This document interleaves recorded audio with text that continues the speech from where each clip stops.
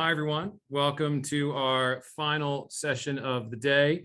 Normally when we do these things in person, I typically say I'm the last thing between you all and cocktail hour. But I suppose in a virtual world, cocktail hour can be anytime. So maybe it's cocktail hour for you all right now. So I'll just say welcome to the final session. Good to have you all with us. It's been a great day, great series of discussions. I'm thrilled to be steering us home. I'm Townend. I'm head of agency partnerships for Ampersand, where we focus on providing audience first, data-driven, outcome-based media investment solutions. And we do this via access to proprietary subscriber viewership data insights and activatable inventory across all user devices and screens based on the intel. That's a mouthful.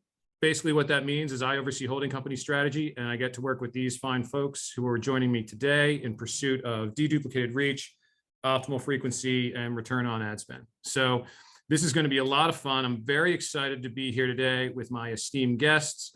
We're going to do a deep dive into this industry makeover that is upon us and how legacy practices are evolving. So I'm going to give each of them the floor to tell us their title, and role, what they do, and how they're leading and innovating in the space. So David, if I may, would you tell us a little bit about what you do for GM and your thoughts there? Sure. Yeah, I'm the manager of emerging media and partnerships here at General Motors. My areas of focus are in digital and advanced television. And I'm working a lot with our friends at dentsu to change and evolve how we buy television moving forward for the next several decades. We're working on different ways to measure, to deliver ads, to engage with the audiences, really trying to modernize the way that we go about our marketing on television. Awesome. Thank you very much. Good. Glad you're here with us, David. Cara. Hi, I am Chief Investment Officer at dentsu, overseeing all investment management between overall buying and then economic empowerment and productivity and research and analytics and so much more. Every day, the team and I are basically trying to stay ahead of all of the innovation that's happening to make sure that we are buying for our clients in a more effective way and using audiences in marrying those audiences to make sure that the buys are as effective as they can be in all aspects of investment across the network, and really driving and leading change and innovation in the industry in terms of making sure that we're investing the dollars the best that we can, bringing in attention, bringing in new metrics, and so much more. So much more. That's just the tip of the iceberg. That's for sure. Thanks, Cara. Brad, welcome. Great to see you.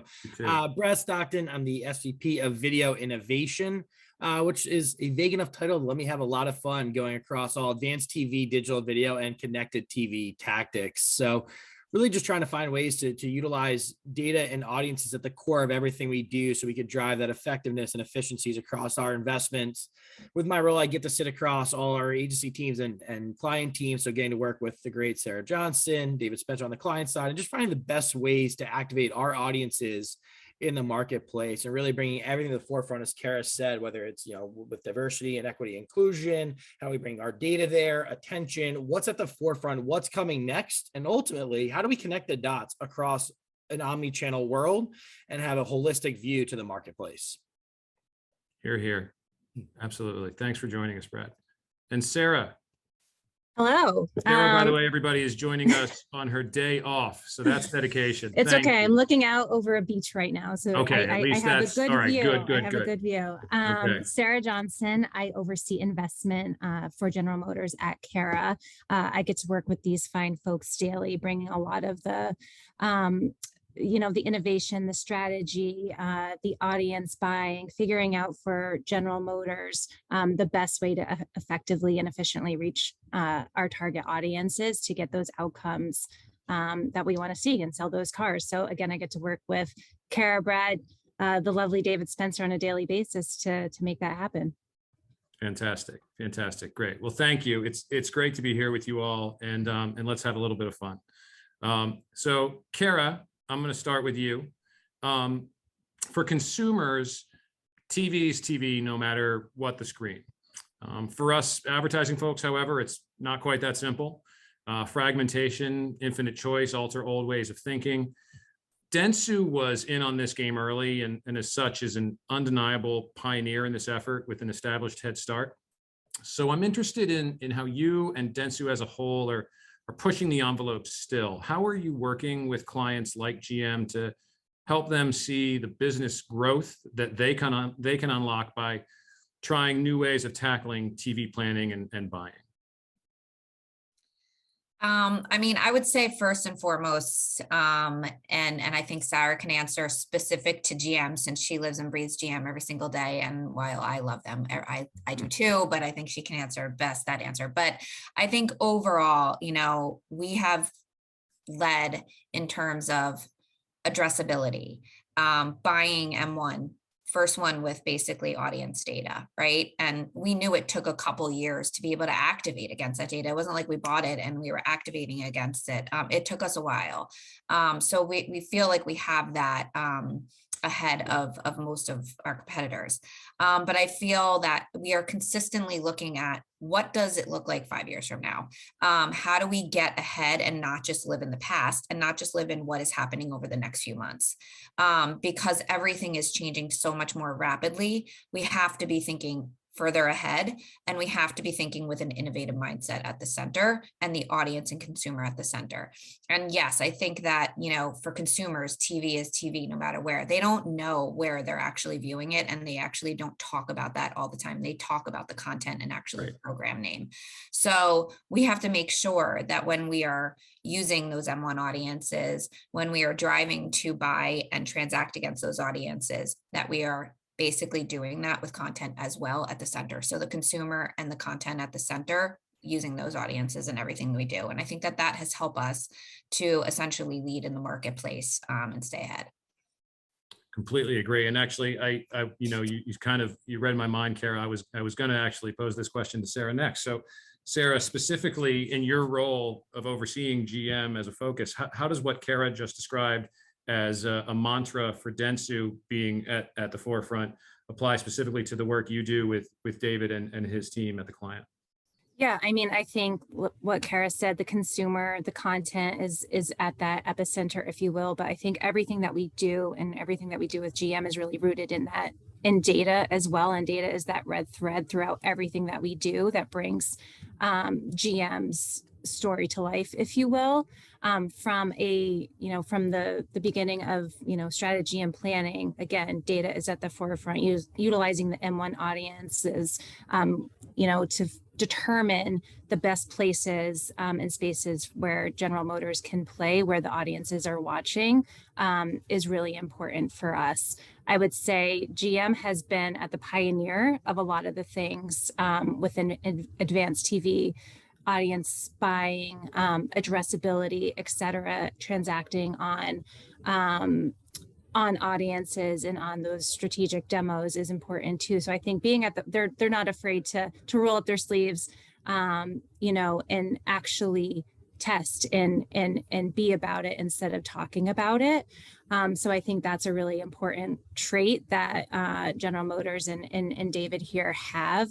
They're willing to try new things, even if they're not proven yet, because that's the only way that within this complicated marketplace you can make the changes that we need to in order to find our consumers and our audiences. Absolutely. Absolutely. Yeah, in that vein, Brad, you and I talk a lot about Dentsu's emphasis on a holistic video strategy and how important that is for your clients. So how do you and Dentsu balance the pros and cons of legacy systems alongside the rapidly accelerating world of audience-first addressability and data-driven linear? Yeah, I mean, I think you have to own the fact that there's always there's no perfect system out there. I think Mike Fisher just said it really well on the last panel. Like this, there's going to be some holes, but it's not going to allow us to stop ourselves from trying to patch those holes, bring data and more so technology to the forefront, and identify where we can actually fill those gaps, be smarter with our buying, hold our media more accountable like never before, and really allow us to execute as smart as possible for our clients. So listen, we all know there's going to be walled gardens and that there's no perfect measurement system or one platform that can connect all the dots, but we want to make sure we can still bring to the table, how do we allow data to inform our buying, our planning from the beginning, have a clear measurement plan and learning agenda, and then execute with that mindset, and then make sure that measurement on the back end is truly complementing, so we can learn from every campaign to then make smarter buying decisions quarter over quarter, campaign over campaign. Yeah. Yeah, David, I'm interested, piggybacking off of what Brad just said. You know, audiences and PII compliant ID tools are clearly so important to that sort of avant-garde thinking and the pursuit of reaching the right audience wherever the content is distributed. So in your role at GM, how do you work arm in arm, in tandem and in partnership with dentsu to build these tools so that they accomplish everything that you as the client want? Yeah, I think, Cara mentioned it earlier. They were really far out ahead of the marketplace in their purchase and acquisition of Merkle and its M1 platform. And I kind of liken it to Stark, you have great hair. I kind of liken it to oh man, wow, thanks. Am I blushing too now? Yeah, a little bit. Yeah. If you were to buy a $500 hair dryer. Thanks, man. And well, listen, my wife thanks you too. Would you tell her how great my hair is? That'd be awesome. I will. Thank you. Send her a note. Okay, great. I'll send you her info. I bet you travel with a hair dryer. A little bit. Yeah. Well, Okay. it becomes bulky at times, but yes. Okay. So if you took that hair dryer to Europe, it's not going to work, right? You got this really beautiful. I'm going off. I'm turning my camera off soon, David. You got it. Anyway, so the hair dryer really represents, what we've built in terms of an audience and the tools that we've used to build that audience. Very sophisticated, lots of data and variables that are pulled together to create these high propensity audiences that are more propense to buy our vehicles. So simultaneously, while we were building that whole architecture, dentsu also had to build the pipes to each of the different television channels and all the media channels so that we could plug that audience in to wherever that audience is and find them accordingly and serve advertising to them. So that's kind of how, we've spent the better part of the last 5 years building this model. And it's still a work in progress because of all of the advancements that are happening and the evolution that's happening in the advanced TV ecosystem. Yeah.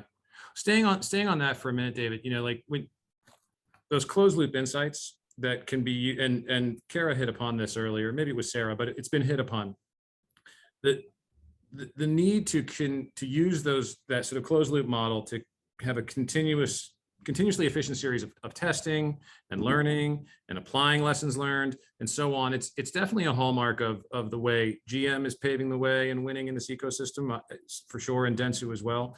So I'm interested, David, when you think about your goals, where does that thinking start? Is it with the outcome that you want leading the way, and then do you work backwards from there? Or is it with the insights that you can get from specific partners that dentsu works with and then acting upon that? How do you tackle it from day one? It's a good question. I would not say that we start with the outcome in mind precisely. In other words, we know where kind of the ecosystem is going, generally speaking. We know the trends of the audiences that we're going after. We know kind of the trends of the technology that are being developed, but we're more about how do we solve a current problem within the ecosystem to be smarter about how we go to market with our ads. Brad mentioned that. So a good example would be, just something as simple as the delivery of ads in television. And it's all over the map in terms of the different media channels that you can advertise in within television, and how those ads are served and provided to people. The transparency, everything involved with it, is very, very complex and fragmented. We try and put as many tests out there as possible to try and get as much data and feedback and react to that, to then lead us down the next path of where we want to go in terms of what we want to learn and find out. So we know that we want to make advertising and ad serving better within the ecosystem. We don't necessarily know the best route to get there. And that's where the experimentation and the versatility of that, or the variety of that experimentation, is important. Yeah. Cara or Sara, I'll pose this to either of you. Feel free to jump in, because you've obviously both GMs in your DNA. It has been for a long time. So, and Cara, you hit upon it briefly a moment ago, but I thought it was really, really important. I mean, how does that mindset and the vision you had, say, I don't know, 5 years ago for GM, how does that method of thinking 1, 2, maybe even 3 steps ahead epitomize in this moment we're in right now, how dentsu distinguishes itself from other holding companies in a complex marketplace as we sit here today in our current market? We just had our 10-year with GM, having them at dentsu, which is awesome. And I've been on the business since we actually won it back in 2012, which makes it even that much better. And yes, it is in my DNA. But I think immediately when we won the business, they came to us to change what they were doing, right? To change some of their legacy behaviors, instead of locking in millions of dollars within sports or multi-year deals, that we're just getting them more and more GRPs and more frequent